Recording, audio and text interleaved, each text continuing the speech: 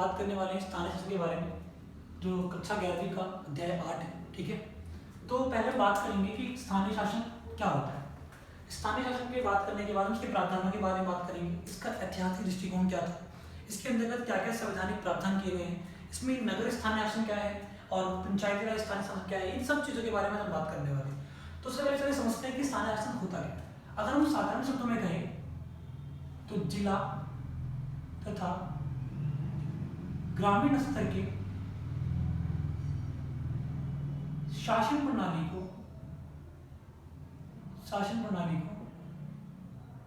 स्थानीय शासन कहा जाता है। स्थानीय शासन कहा जाता है। ठीक है, चलो, यानी कि मान लेते हैं कि ये एक ग्रामीण क्षेत्र है और एक आपका मान लेते हैं एक नगरीय क्षेत्र या कोई भी क्षेत्र, नगरीय क्षेत्र मान लेते हैं। ठीक, अब ग्रामीण क्षेत्र के अंतर्गत सबसे जो निचला शासन होगा, जो निचला प्रशासन होगा, वही हमारा क्या कहलाता है, स्थानीय शासन। अगर हम ग्रामीण क्षेत्र के बारे में बात कर लें तो निचला शासन क्या होगा, पंचायत। हर गांव में एक पंचायत होती है। आप देखोगे आपके गांव में एक प्रधान होता है कि नहीं।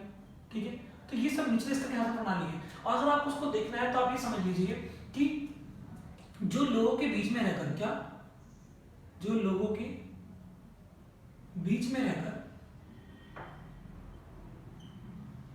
अपने कार्यों का संपादन करते हैं,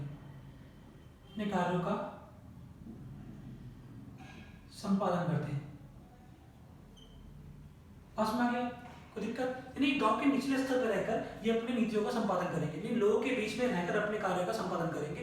यानी कि आपकी समस्या को जो कुछ भी होगी, आप जाकर अपनी पंचायत में, यानी मान लो अपने प्रधान को जाकर शिकायत बता सकते हैं कि मेरी समस्याएं हैं। ठीक है, यानी कि लोगों की समस्या को सुनते भी हैं और उनका निवारण भी करते हैं। समझ में बात। तो इस तरह की शासन प्रणाली आप बोलेंगे, हम स्थानीय शासन बोलेंगे। आपके मन में क्वेश्चन आ रहा हो कि भैया क्या एमएलए को नहीं बता सकती? तो बेटा देखो, एक एमएलए के नीचे बहुत सारे गांव आते हैं, मतलब बहुत सारे क्षेत्र आते हैं, तो ये सभी को जाकर आप बता नहीं पाएंगे, ना वो आपकी समस्या को आसानी सुन पाएगा, और क्या पता उसके निवारण के लिए बहुत लंबा समय लग जाए।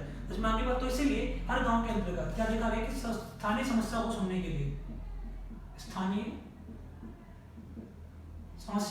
के लिए एक शासन प्रणाली बनाएगी, उसे बोला गया स्थानीय शासन। बस में आगे बात। अब स्थानीय शासन बेसिकली दो प्रकार के होते हैं।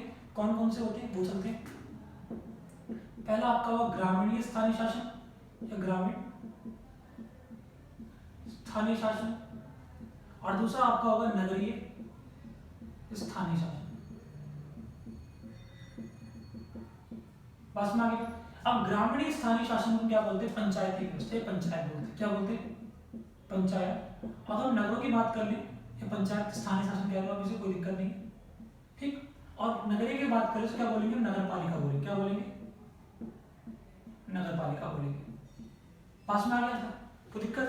यानी कि ये गांव के लिए भी था और ये शहरों के लिए भी था। अगर हम शहरों की बात कर लें तो यहाँ पर क्या होता है, निचले स्तर पर निगम पार्षद होते हैं। कौन होते हैं, निगम पार्षद, जो अपने वार्ड की समस्या को सुनते हैं, उसका निवारण करते हैं। और इसमें बात करें तो कौन होता है, प्रधान होता है। कौन होता है, प्रधान। गांव में जाके देखोगे आप, प्रधान होते हैं जो लोगों की समस्याओं को सुनते हैं। पास में आ गया तब, कोई दिक्कत है। चलिए, तो ये दो तरह की व्यवस्थाएं होंगी। ठीक, अब इनके बीच में थोड़ा सा हिस्टोरिकल चीज जान लेते हैं कि इनकी हिस्टोरिकल चीजें क्या क्या हैं। ठीक है, उसके बारे में बात करते हैं। चलिए, एक तरफ लिखते हैं हम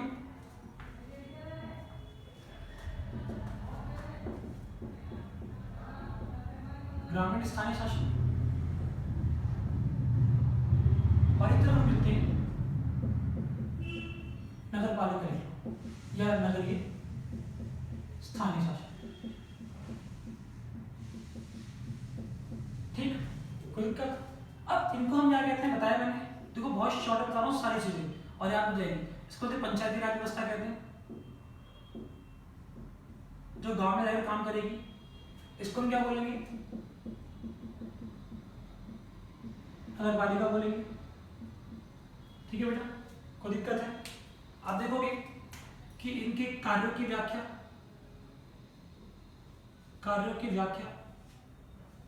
क्या है। अभी हम इसके ऐतिहासिक दृष्टिकोण के बारे में बात करेंगे तो बात करेंगे कि भारत के अंतर्गत स्थानीय शासन का जनक किसे कहा गया है। इस सब चीजें आपके ऐतिहासिक दृष्टिकोण में आएंगी। अभी जो प्रावधान है हम केवल उसके बारे में बात करते हैं। कार्यों की व्याख्या की गई है, इनके कार्यों की व्याख्या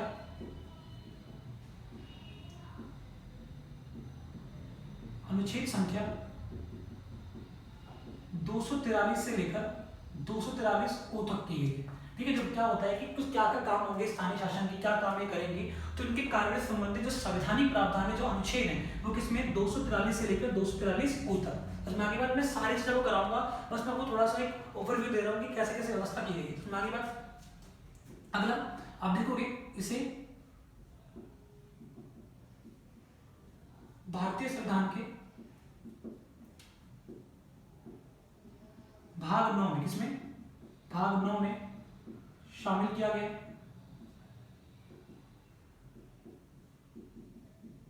शामिल किया गया।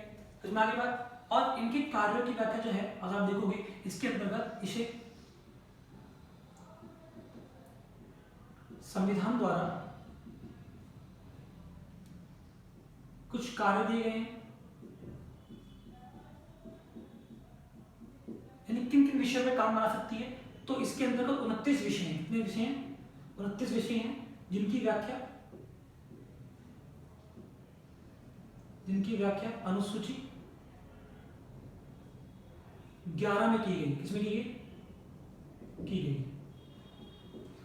ये थोड़ा बहुत ओवरव्यू है जो आपको अभी करंट में जानने की कोशिश करेगा। हम जब ऐतिहासिक दृष्टिकोण के बारे में बात करेंगे तो हम ये भी जानेंगे कि स्थानीय शासन का रुझाव कैसे आया, लॉर्ड रिपन कौन थे, मुकामी वोट क्या था, इन सब चीजों के बारे में बात करेंगे ऐतिहासिक दृष्टिकोण में। इसमें आगे बात, चलिए अब यही सब बात कर लेते हैं नगर स्थानीय शासन क्या है। नगर स्थानीय शासन के अंदर बात करें तो इनके कार्यों की व्याख्या किसमें दी गई है? आप देखोगे इनके कार्यों की व्याख्या 243 ओ से लेकर 243 जेड जी तक की गई है।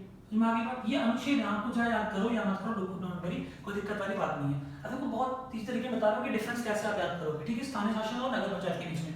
तो इसे क्या है, इसे भारत के संविधान भाग 9 में शामिल किया गया। तो यहाँ क्या करोगे, इसे भारतीय संविधान के भाग 9A में शामिल किया गया।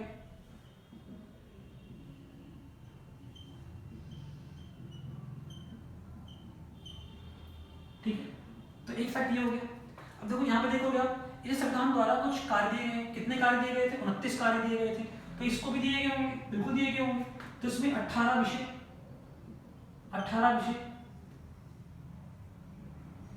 पर कानून बनाने का अधिकार है।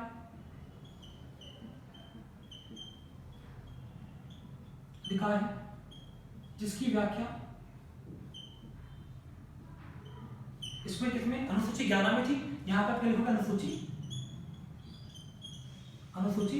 12 में है। देखो आपको शॉर्ट में मैंने आज सारी चीजें बता दी कि कैसे कैसे चीजें, नॉर्मली आपको वो भी दे दिया कि क्या क्या व्यवस्थाएं ग्रामीण स्थानीय शासन होता है और एक होता है नगरीय स्थानीय शासन। ग्रामीण स्थानीय शासन को पंचायत राज व्यवस्था भी कहते हैं और इसमें नगर पालिका कहते हैं। इसकी कार्य क्या, इसकी व्याख्या किसमें दी गई है? आर्टिकल नंबर 243 से लेकर 243 ओ तक दी गई है। इसमें क्या की गई? 243 ओ से लेकर, या सॉरी यहाँ पी कर लो आप, 243 पी से लेकर कितना जेड जी तक की गई है। अब देखो इसे संविधान के भाग 9 में शामिल किया गया है, इसे भाग 9A में शामिल किया गया है। पास में आगे बात, इसमें देखोगे 29 विषय थे, इसमें कितने विषय हैं? 18 विषय। पास में आगे बात, तो ओवरऑली आपको स्थानीय शासन यानी पंचायत राज व्यवस्था और नगर पालिका के बीच में अंतर देखने को मिल गया। पास में आगे बात, अब एक बात ध्यान रखना कि क्या ये कार्य सीमित रहेंगे? तो नहीं, एक बात ध्यान रखना कि ये पूरी तरीके जो स्थानीय शासन होते हैं, नोट कर लेना, से बहुत इंपॉर्टेंट है ये नोट, स्थानीय शासन सामान्यतः पूर्णतः राज्य सरकार के अधीन होते हैं। किसके? राज्य सरकार के अधीन होते हैं। पासवान किसके अधीन होते हैं? राज्य सरकार के अधीन होते हैं। तो क्या होगा, राज्य सरकार कानून बनाकर इसके कार्यों में वृद्धि कर सकती है। बात समझ नहीं आई? हमने बात करी कि स्थानीय शासन क्या होता है, तो साधारण शब्दों में जिला और ग्रामीण स्तर की शासन व्यवस्था क्या बोलते हैं? स्थानीय शासन बोलते हैं। स्थानीय शासन के दो रूप पाए गए हैं, एक स्थानीय शासन जो ग्रामीणों में होता है उसे ग्रामीण स्थानीय शासन कहते हैं, और एक स्थानीय शासन जो शहरों में होगा उसे नगरीय स्थानीय शासन कहेंगे। ग्रामीण स्थानीय शासन को पंचायती राज व्यवस्था भी कहा जाता है, और उसकी बात करें शहरों में तो उसको नगर पालिका भी कहा जाता है। ध्यान रखना, पंचायत से जुड़ी हुई सारी चीजें जो होती हैं किसके अधीन होती है? वो राज्य सरकार के अधीन आएंगी। राज्य सरकार इनके विषयों में बढ़ोतरी भी कर सकता है और कमी भी कर सकता है। तो वो कमी तो बहुत कमी करता है लेकिन बढ़ोतरी भी कर सकता है। वो कैसे करेगा? तो कानून बनाकर करेगा। तो मैं आ गया था। अब देखो आगे वाली क्लास में हम जानेंगे कि इसका चुनाव कैसे होता है। तो हम जानेंगे, क्या जानेंगे? इनका चुनाव कैसे होगा, ठीक है, स्थानीय संस्थाओं का चुनाव कैसे कराया जाएगा, इसका ऐतिहासिक दृष्टिकोण क्या है, ऐतिहासिक दृष्टिकोण क्या है, किस तरीके से भारत के अंतर्गत स्थानीय शासन का जन्म हुआ, हम ये सब बात करेंगे। सबसे पहले राज्य कौन सा था इसको अपनाने वाला, नगरीय स्थानीय को अपनाने वाला राज्य कौन सा था, ये हम बात करने वाले हैं। अगली चीज हम बात करेंगे कि इसके कार्य क्या है, हम बात करेंगे इसमें सुधार क्या है, सुधार कह लो, या हम इसकी समीक्षा करेंगे कि स्थानीय शासन कितना व्यापक है। अब इसे जुड़ा एक प्रावधान है 73वां और 74वां संशोधन। ये क्या था, इसमें क्या प्रावधान की, ये बहुत इंपॉर्टेंट है। 73वां और 74वां संशोधन क्या था? 73वां संशोधन क्या था? ग्रामीण से जुड़ा हुआ था और 74वां शहर से जुड़ा हुआ था। तो हम ये सब बात करने वाले हैं, कोई दिक्कत है? इसके प्रावधानों की चर्चा करेंगे, इसके अंदर क्या प्रावधान है, एक एक प्रावधानों को बहुत डीपली पढ़ेंगे। बस मैंने आज आपके इनके बीच में अंतर पढ़ाया जो काफी इंपॉर्टेंट थे, तो एक बार आप इसको देख लेना, बाकी सारी चीजें मिलते हैं नेक्स्ट क्लास में। ओके।